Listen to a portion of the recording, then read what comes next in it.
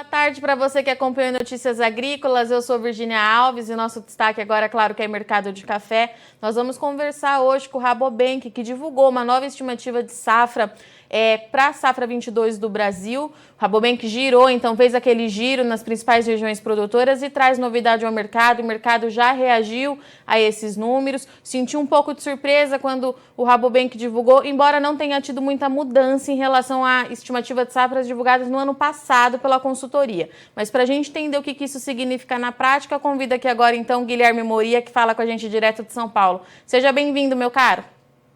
Obrigado, Virgínia. Boa tarde a todos.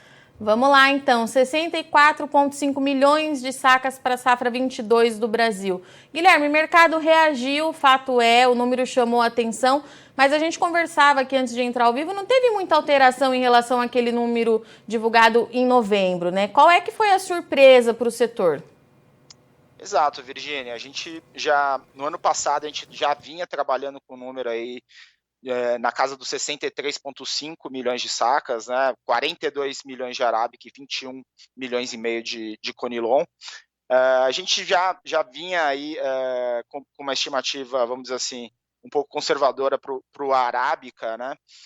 Dado as condições que a gente presenciou ao longo de 2021. Acho que é de conhecimento de todos que a gente já vinha enfrentando uma forte seca, e aí no meio do caminho a gente teve aí um impacto de 3 geadas, que acabou impactando claramente aí no potencial produtivo para 2022. E a gente não pode esquecer que em 2020, que foi o nosso último ano de alta, o Brasil colheu 53 milhões de sacas de café arábica. Então, a gente poderia ter um 2022, se não fosse essas circunstâncias, um potencial produtivo muito grande. E com essas variáveis aí que ocorreram nos principais polos produtores de café arábica, a gente começou a trabalhar aí com um número conservador, já de cara aí perto de 24% menor, né, em relação ao último ciclo de alta de produção. E aí, após essa rodada no campo, essa viagem, esse crop tour que a gente realiza todo ano em fevereiro, a gente reviu um pouco mais para baixo, dado o elevado índice de podas, né? Então, com as geadas, com as secas, o produtor teve que ter uma resposta nas plantas em relação a todos esses fenômenos. A gente percebeu que a área improdutiva no Brasil, em especial sul de Minas e Cerrado, subiram bastante em relação à média, né? Então, aí mais ou menos 25% das áreas aí que a gente visitou nessas respectivas regiões estavam improdutivas, né? Seja por causa de recepa, seja por causa de esqueletamento, mas as áreas que estavam em produção, né, a gente não pode esquecer que é um ano de alta produção do café, e as chuvas que aconteceram aí em novembro, dezembro, janeiro e fevereiro, que elas foram muito benéficas, de certa forma compensaram um pouco aí o abortamento de frutos que a gente observou aí no começo aí da florada, no começo do ciclo, Virgínia. Em resumo, né, a gente reduziu um pouco mais essa nossa estimativa. Hoje o nosso número aí é de 41,4 milhões de sacas, e é importante frisar também que a gente tem que observar aí os próximos meses, aí, principalmente com a entrada da colheita, como que vai ser realmente a colheita de café arábica, e também a renda, né, que a gente acredita que pode compensar um pouco esse número menor de grãos por roseta, mas com o grão enchendo um pouco mais, Virgínia.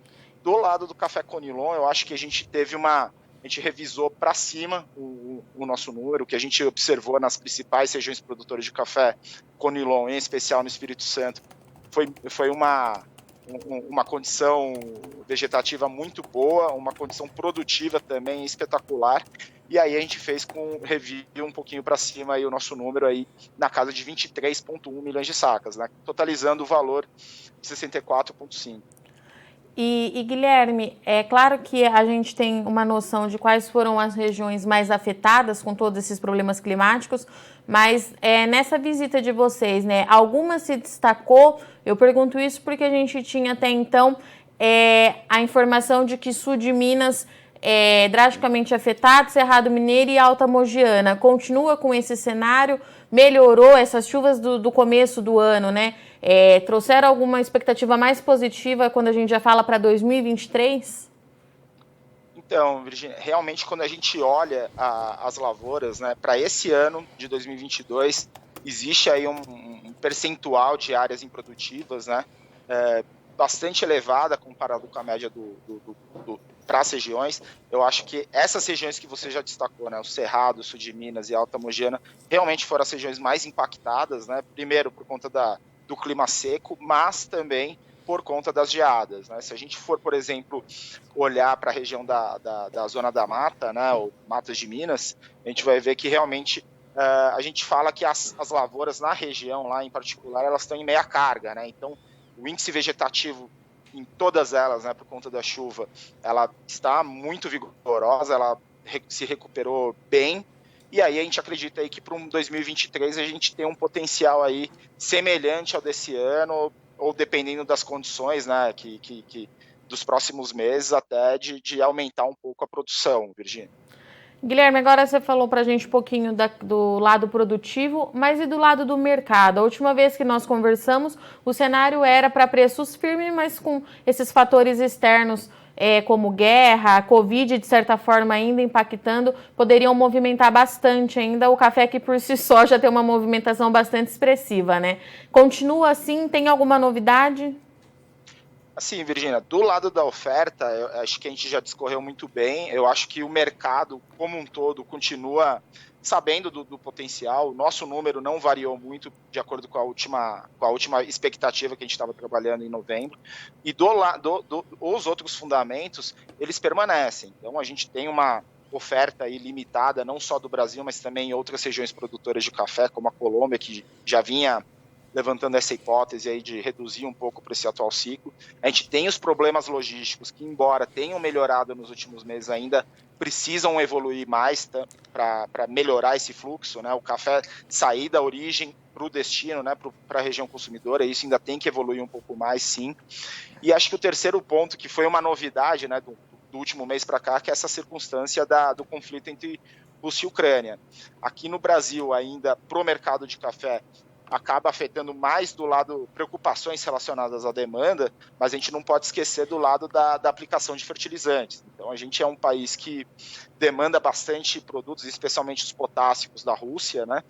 E embora ainda falte um pouco de tempo até a gente aplicar, enfim, os fertilizantes aqui nos nossos cafezais, que devem começar aí por volta de outubro ou por volta desse período, nas outras regiões produtoras de café, como a América Central, a própria África, é o momento que a gente espera bastante aí, é o momento para mais ou menos que eles esperam aplicar, e a gente está vendo os custos aí dos fertilizantes disparando, e existe uma preocupação com a oferta, né, a disponibilidade desses produtos, e não à toa a gente está vendo o mercado de café agora reagindo aí nesse último dia, né, Virgínia? Então, eu acho que os fundamentos ainda continuam sólidos para que a gente tenha aí um primeiro semestre, ao menos, aí, com preços fortalecidos.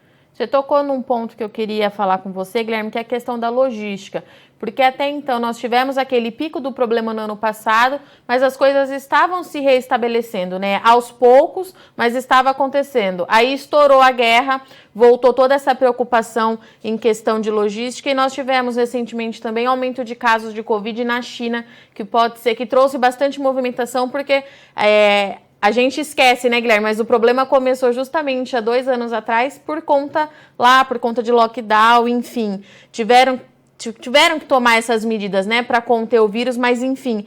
Logística, como é que você acha que a gente vai seguir aí para os próximos meses? Já era uma preocupação até pelo menos o final do primeiro semestre. Como é que deve ficar diante de tudo isso, desses novos fatores que apareceram no mercado? Exato, Virgínia. Realmente a logística é um ponto que a gente não tem outro jeito, a gente tem que monitorar mês a mês. A gente viu que tanto janeiro como fevereiro foram meses que a gente viu uma recuperação dessa situação logística, né? Ela viu melhorando, não à toa a gente observou que os custos dos fretes containerizados eles estavam cedendo um pouco, porém ainda muito para evoluir. A gente acredita que realmente, né, essa situação da China, né, fechando o porto, ele acaba influenciando aí em toda essa questão do fluxo, né, de entrada e saída de navios, que acaba também respingando nessa questão de atrasos, nessa questão aí acaba impactando aí todo esse fluxo de entrada e saída de navio. Outro ponto que a gente até estava comentando antes da entrevista, né, Virgínia, essa questão do conflito Rússia e Ucrânia, que realmente esses rearranjos que tiveram que acontecer, né, produtos que passavam nos portos, tanto da Rússia como da Ucrânia, tiveram que serem rearranjados, vamos dizer assim, para outras regiões, e quem sabe isso também pode acabar respingando nessa questão da logística global. Então, a gente espera aí, tem que monitorar, mas a gente não será uma surpresa se a gente começar a enxergar aí uma reversão dessa melhora que a gente vinha observando nos últimos meses. Então, é algo que a gente tem que começar a monitorar, entender melhor, mas acaba se tornando um risco também, Virginia. E como é que fica para o produtor nesse momento, né, Guilherme? A gente vem falando também há algum tempo que é para ter cautela, para analisar tudo direitinho, mas para não deixar de aproveitar os bons preços, as boas oportunidades que aparecem nesse mercado, né? O que eu quero te perguntar é o seguinte, continua mais travado? O produtor continua mais cauteloso? Daqui a pouquinho ele começa a focar mais na colheita, mas como é que foi a movimentação nesses últimos dias?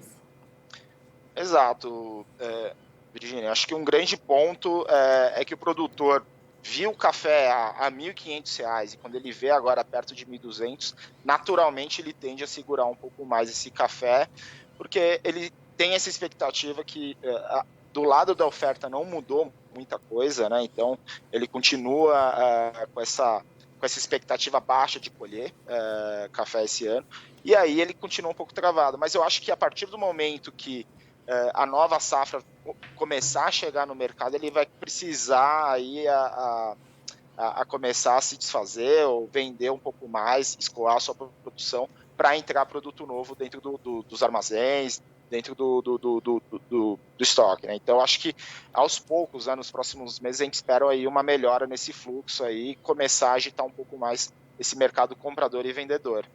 E em relação ao clima daqui para frente, o que a gente espera, o que precisa ser? Está chegando aí a temporada do frio, né? Isso assusta por conta do ano passado, mas o que a gente espera desse mercado? Daqui a pouco ele se torna um mercado climático também, né, Guilherme? Exato. Esse é um ponto muito importante, né? Dado o que a gente vivenciou no último ano.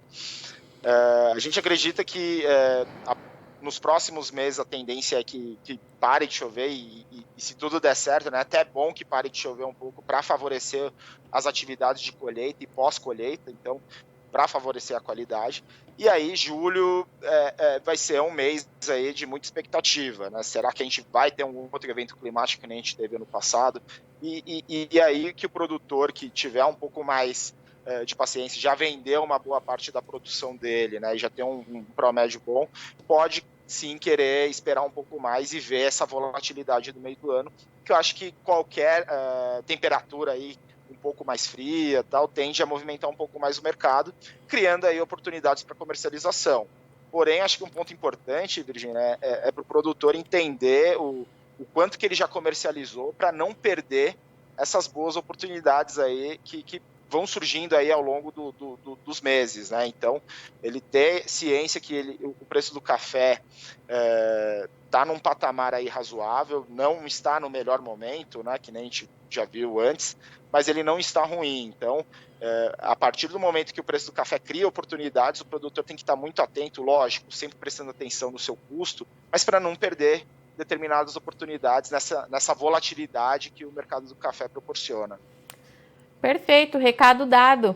Guilherme, obrigada, viu, mais uma vez pela sua participação.